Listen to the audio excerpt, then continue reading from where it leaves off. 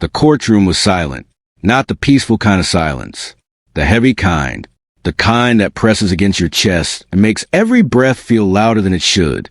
I stood at the defense table, hands steady, heart anything but. Across the room sat my half-brother, Daniel Carter. Perfect suit, perfect posture, perfect performance. If you didn't know him, you'd think he was the victim. He leaned toward his lawyer and whispered something, then smiled. That same smile I'd seen my entire life. Polite, controlled, and completely empty. Your Honor, his lawyer said, stepping forward confidently, we have clear evidence that the documents submitted by Miss Carter are fraudulent. A murmur rippled through the courtroom. I didn't move, didn't react, because I knew this moment was coming. Daniel had always been like this. If he couldn't win fairly, he would rewrite the truth.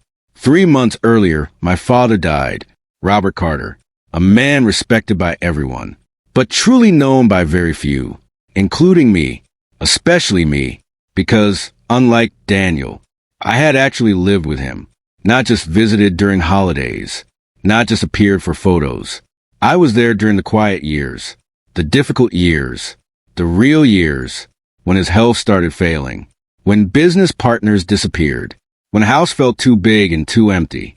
That's when I came back, left my job, moved in, took care of him, not for money, not for inheritance, but because he was my father, and he needed me.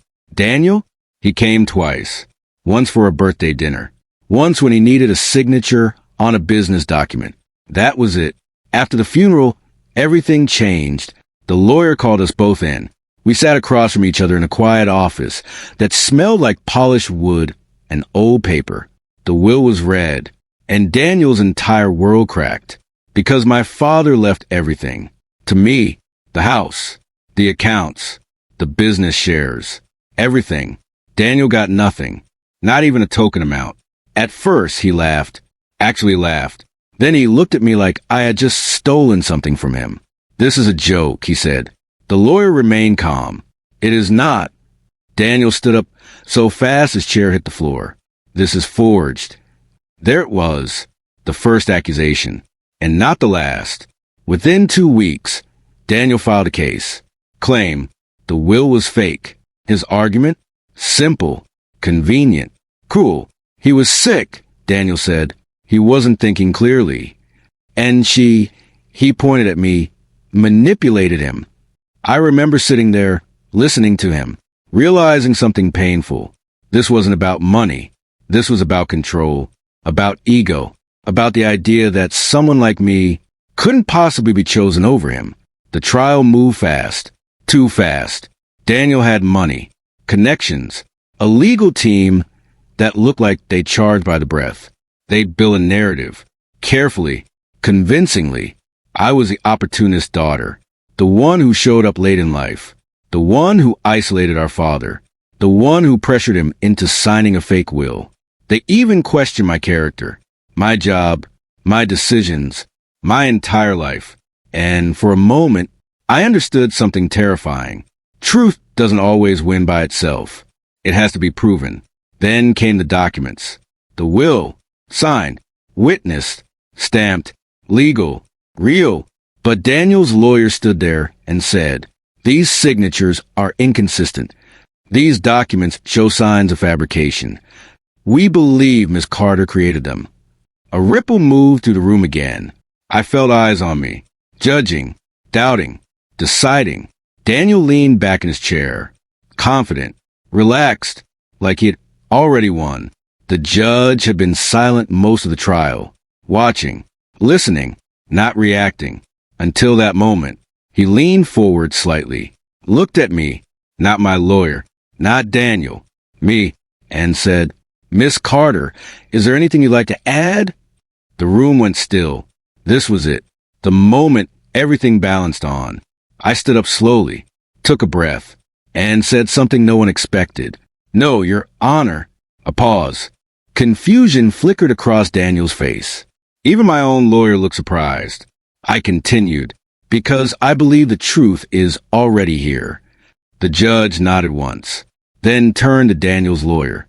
You mentioned inconsistencies in the signatures. Yes, Your Honor. The judge reached for a file, opened it, and calmly said, "Then perhaps you'd like to explain why these signatures match perfectly with Mr. Carter's medical authorization forms signed the same week." Silence. Absolute silence. Daniel's lawyer froze. The judge continued, "And why the hospital records confirm that Mr. Carter was fully mentally competent at the time." Another pause. Then, "And most importantly, why your client failed to disclose these documents to the court." Every word landed like a hammer. Daniel's face changed. The confidence cracked, then shattered. It turned out Daniel had hidden evidence, documents that proved our father was stable, aware, clear-minded, documents that supported me, not him. He thought no one would check. He thought his version of the story would be enough. He was wrong. The judge looked directly at Daniel, his voice calm, but sharp. "Mr. Carter, this court does not take kindly to deception." Then he turned to me again and said the words that changed everything. "This will stand as valid." Just like that. 2 years of tension, 3 months of legal battle, and a lifetime of being second ended in a single sentence. Daniel didn't look at me when we left the courtroom, didn't speak, didn't apologize, because people like him don't apologize. They rewrite the story in their heads, where they're still right, still wronged, still the victim. But for the first time in my life, I didn't care. Winning the case wasn't the real victory. The real victory was something else. It was knowing that my father saw me, chose me, trusted me, not because I asked, not because I fought, but because I stayed when it mattered. Because love, quiet, consistent, real love, leaves a mark no lie can erase. So when my half-brother stood in court and claimed I forged everything, he thought he was destroying me.